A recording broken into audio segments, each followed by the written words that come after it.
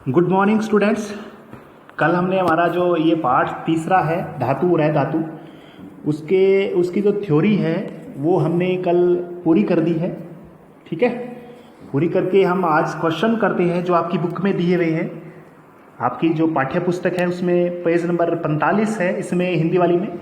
तो इसका पहला प्रश्न है, ऐसी धातु का उदाहरण दीजिए जो कमरे के तापमान पर द्रव होती है। आपको पता है मरकरी यानी पारा, पारा धातु ऐसी है। कौन सी धातु? पारा। तो पारा धातु ऐसी है जो क्या है बच्चों, क्या होती है? द्रव अवस्था में पाई जाती है। ठीक है, ये तो पता है आपको। अब आगे क्वेश्चन दे रखा है, चाकू से आसानी से काटे जाने वाली धातु कौन सी है, उसका भी एग्जाम्पल देना है बच्चों। जो वेरी कोमल होती है यानी वेरी सॉफ्ट होती है, बहुत ही सॉफ्ट होती है। Lithium sodium potassium, lithium sodium potassium, ये धातु ऐसी है बच्चों जो चाकू से भी इसको आसानी से काट सकते हैं। अगली है उष्मा की सबसे अच्छी चालक। सबसे अच्छी तो बच्चों चांदी है, सिल्वर है। ठीक है, सिल्वर भी कह सकते हैं, कॉपर भी है, गोल्ड भी है ना, लेकिन सबसे ज्यादा चालक कह सकते हैं वो सिल्वर ही कहेंगे, चांदी ही कहेंगे बच्चों। ठीक है, उष्मा की कुचालक कौन सी है? लेड है। ठीक है, यानी सीसा हम बोल सकते हैं, सीसा क्या कहेंगे?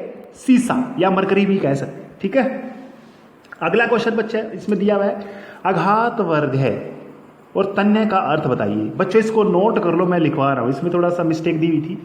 अघात वर्ध्य क्या होते हैं? वे पदार्थ, देखो अघात वर्ध्य मैं बता रहा हूं आपको, वे पदार्थ जिनको पीट पीट कर चादर में बनाया जा सकता है या चादर के रूप में परिवर्तित किया जा सकता है, वे पदार्थ अघात वर्ध्य होते हैं। समझ में आया? वे पदार्थ जिनको पीट पीट कर चादर में बनाया जा सकता है या चादर के रूप में परिवर्तित किया जा सकता है, वे अघात वर्ध्य होते हैं। ठीक है, और तन्य वे पदार्थ जिनको पीट कर तार में परिवर्तित किया जा सकता है, वे पदार्थ तन्य होते हैं। ठीक है, ये ऐसे बना सकते हो तुम इसको। वीडियो ये जो मैंने बोला है इसको बैक करके तुम लिख सकते हो। ठीक है, चलो देखिए, अघात वर्ध्य किसका गुण होता है बच्चों? अघात वर्ध्यता, वर्ध्यता, ताब लगाया मैंने इस, तन्यता, ता लगा देने से तो ये गुण हो जाएगा बच्चों। मैं बता रहा हूं आपको, दोबारा से सुनिए।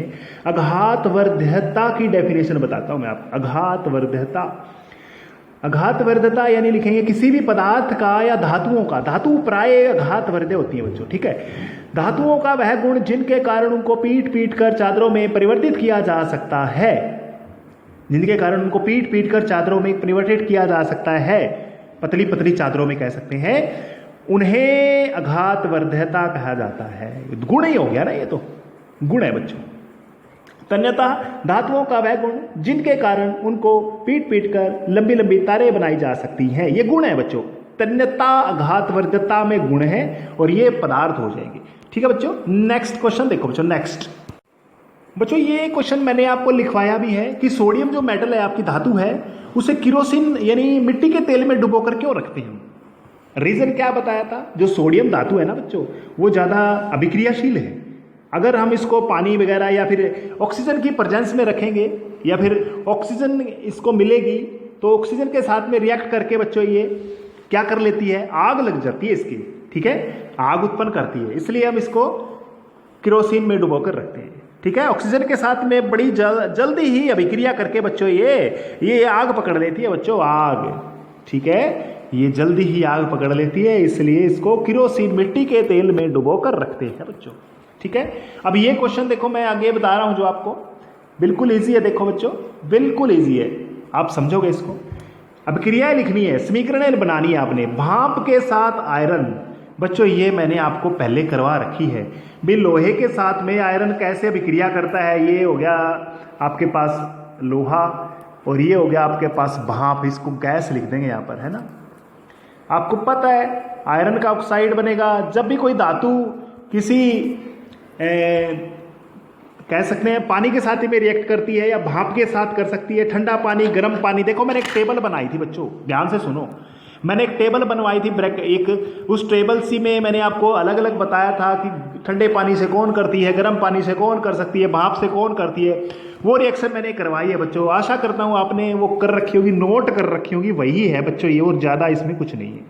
अगला भी ऐसा ही है, जल के साथ कैल्शियम और पोटेशियम की क्या अभिक्रिया है। बच्चों मैंने उसमें लिखवा रखा है, इसको आसानी से आप देख लेना, इसमें कोई दिक्कत नहीं है बच्चों। कैल्शियम के साथ लगा सकते हैं, कैल्शियम हाइड्रोक्साइड बनेगा, हाइड्रोजन गैस तो निकलेगी बच्चों, क्योंकि धातुएं क्या करती हैं, पानी के साथ में अभिक्रिया करके, जल के साथ अभिक्रिया करके हाइड्रोजन गैस का निर्माण करती है, या हाइड्रोजन गैस उनसे उत्पन्न होती है बच्चों, ये आपको पता है। तो बच्चों एक बार वो देख लेना पीछे वाला जो मैंने करवाया है आपको पता है कैल्शियम है ना, कैल्शियम को जब पानी में डुबोते हैं तो थोड़ी बहुत उष्मा भी निकलती है, ज़्यादा नहीं निकलती, लेकिन हाइड्रोजन के बबल्स इसके चिपक जाते हैं और तैरने लग जाती है। ये मैंने लिखवाया है बच्चों, नोट कर लेना, उस कॉपी में मैंने पीछे जो लिखवाया है, अगर आपने नहीं देखा तो उसको दोबारा से वीडियो को देखो बच्चों, ठीक है। यानी प्रॉपर्टीज गुण की बात हमने करी थी, ठीक है। चलो बच्चों नेक्स्ट क्वेश्चन देखो। नेक्स्ट बच्चों आपकी बुक में एक टेबल दे रखी है, ये देखिए कोई धातु है, ए है, बी है, सी है, डी है। तो बच्चों क्या किया जाता है, इनको एक एक के साथ में आयरन सल्फेट के साथ में इसकी अभिक्रिया करवाई जाती है, कॉपर सल्फेट के साथ में करवाई जाती है, इन सभी चारों की जिंक सल्फेट में करवाई जाती है, सिल्वर नाइट्रेट में करवाई जाती है। तो कहने का मतलब यहां पर तुम ये चीज याद रखो, यहां पर आयरन है यानी लोहा है, कॉपर है, जिंक है, सिल्वर है। तो आप मुझे बताइए सबसे ज्यादा अभिक्रियाशील कौन है इसमें, सबसे ज्यादा अभिक्रियाशील कौन है। आप उस सीरीज को देखोगे, मैंने आपको जो बताई है, सबसे ज्यादा अभिक्रियाशील आयरन है बच्चों। कौन है? आयरन। उससे कम अभिक्रियाशील कॉपर है, उससे कम अभिक्रियाशील जिंक है, और सबसे कम अभिक्रियाशील सिल्वर है बच्चों, ठीक है। तो जो देखो बच्चों, जो धातु आयरन को ही विस्थापित कर देगी वो सबसे ज्यादा अभिक्रियाशील होगी बच्चों। क्योंकि देखो बच्चों, मैं आपको एक क्वेश्चन समझा रहा हूं, थोड़ा सा इसको समझो एक बार। ये चारों हैं, पहले इसमें डाले जाते हैं, फिर इसमें डाले जाते हैं, फिर इसमें डाले जाते हैं, फिर इसमें डाले जाते हैं। कहने का मतलब इनको अलग अलग डाल के देखा जाता है। तो बी जो है आपकी, जो बी धातु है, बी क्या करती है, अब देखो जो लोहे के साथ में, आयरन के साथ में ही विस्थापित कर देगी जो, अरे जो सबसे ज्यादा अभिक्रियाशील था आयरन, और उसको ही उसने अपनी जगह से हटा दिया, तो कहने का मतलब वो तो और सबसे ज्यादा क्या होगी, अभिक्रियाशील होगी बच्चों। देखो बच्चों, बी धातु ने क्या किया, बी धातु ने क्या किया, आयरन सल्फेट को उसकी जगह से ही हटा दिया, और लोहा क्या था, लोहा सबसे ज्यादा अभिक्रियाशील था और लोहे को ही उसने हटा दिया। इसका मतलब ये बी तो सबसे ज्यादा रिएक्टिव है बच्चों, सबसे ज्यादा अभिक्रियाशील है बच्चों, ये सबसे ज्यादा अभिक्रियाशील है। जो पहले कमरे में ही जाते ही उसको विस्थापित कर रही है तो सबसे ज्यादा रिएक्टिव है। अब ये देखो बच्चों, दूसरे नंबर पे जाके किसने विस्थापित कर दिया, कॉपर को। देखो अब कॉपर को किसने किया है, ए ने, तो बी के बाद में एक ही बारी है बच्चों। ए दूसरे नंबर पे अभिक्रियाशील है, सबसे ज्यादा बी है, और फिर कौन है, ए है बच्चों।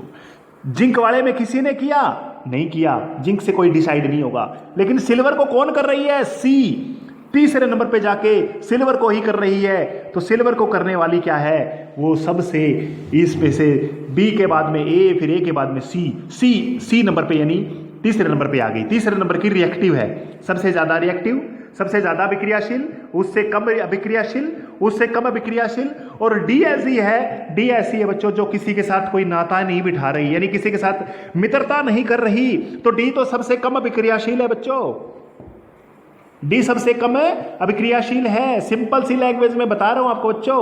अरे जो सबसे पहले कोई व्यक्ति मिल गया उसी से मित्रता कर ली तो वो सबसे ज्यादा अभिक्रियाशील है, और जो पहले से नहीं करी दूसरे से करी वो दूसरे नंबर पे अभिक्रियाशील है, और जो तीसरे नंबर पे करता ही नहीं है, चौथे नंबर पे जाके करता है, वो तीसरे नंबर वाला क्या है, अभिक्रियाशील है। और जो किसी से मित्रता ही नहीं करता वो सबसे कम अभिक्रियाशील है बच्चों, सबसे कम अभिक्रियाशील है। अकेला बैठने वाला है वो, यानी वो सबसे कम अभिक्रियाशील है बच्चों। समझ में आ गया होगा, ये इस तरह से क्वेश्चन पूछे हुए आप डाल सकते हैं इसमें, ठीक है। तो देखो क्वेश्चन बी पूछा हुआ है, बी को सल्फेट के विलयन में डाला जाए तो क्या होगा, बी को सल्फेट के विलयन में डाला जाए तो उसको भी विस्थापित करेगा बच्चों, क्योंकि आयरन को ही इसने विस्थापित कर दिया तो बी को तो कर ही देगा, इसको भी कर देगा, इसको भी कर देगा। सिंपल सी बात है, ठीक है। इसको ही विस्थापित कर रहा है तो इसको भी कर देगा, इसको भी कर देगा, इसको भी कर देगा, सभी को कर देगा, क्योंकि सबसे कम वाली को ही कर रहा है ये। आयरन सबसे ज्यादा अभिक्रियाशील था, उसको इसने हटा दिया तो इसको तो हटाना की अपनी हटा ही सकता है। क्यों हटा सकता है? क्योंकि ये सबसे ज़्यादा अभिक्रियाशील है बच्चों। इसके आगे इसकी कहानी नहीं है तो इसको क्या कहानी होगी? क्योंकि ये तो सबसे कम अभिक्रियाशील है, कम वाले मित्रता करने वाले हैं, कम वाले को जल्दी से हटा देगा ये। समझ में आ गया? चलो बच्चों नेक्स्ट क्वेश्चन देखिए। नेक्स्ट पूछा हुआ इसने, चौथा क्वेश्चन यहाँ से है, अभिक्रियाशीलता धातु को तनु हाइड्रोक्लोरिक अम्ल में डाला जाता है। यानी मैंने आपको है ना बच्चों ये करवाया है, धातुओं के गुण करवाए हैं, रासायनिक गुण करवाए हैं। धातुओं को जब अम्ल में डाला जाता है तो क्या होता है, ये गुण मैंने लिखवाया है बच्चों। तो तनु अम्ल होना चाहिए, तनु यानी जिसमें पानी मिला हो। तो आपको पता है धातु की तनु अम्ल के साथ अभिक्रिया करवाते हैं, लवण और हाइड्रोजन गैस बनते हैं बच्चों। ये बच्चों उस कॉपी में पीछे से देख लेना कैसे ये करवाया हुआ है। आसान है बच्चों, धातु प्लस तनु अम्ल लवण। इसने सिर्फ किसके लिए पूछा हुआ है? इसने लोहे के साथ पूछी हुई है। लोहा भी ऐसे ही होगा, लोहे का सल्फेट बनेगा, तनु अम्ल H2SO4 लिया हुआ है बच्चों, H2SO4 है ना। मैंने HCl का करवाया होगा आपको, है ना। तो कोई बात नहीं, इसमें आयरन का सल्फेट बनेगा और हाइड्रोजन गैस अलग हो जाएगी। ये आपको याद रखना है, हाइड्रोजन गैस अलग हो जाएगी। ये पीछे वाले के क्वेश्चन के आंसर थे। चलो देखिए next question, last and final करते हैं बच्चों आज, लास्ट एंड फाइनल क्वेश्चन। देखिए बच्चों बिल्कुल आसान है, क्वेश्चन को पढ़िए एक बार। क्वेश्चन क्या दिया हुआ है कि जिंक को आयरन के सल्फेट में डाला जाता है। जिंक को आयरन के सल्फेट के अंदर डाला जाता है तो क्या होता है बच्चों? जिंक सल्फेट बनेगा और आयरन अलग हो जाएगा। आयरन है बच्चों, यहाँ पर क्या है? आयरन अलग है। तो ये इसमें याद रखना है, आयरन है बच्चों। ये इसमें गलत लिख दिया इसने, कॉपर नहीं है, यहाँ पर आयरन है।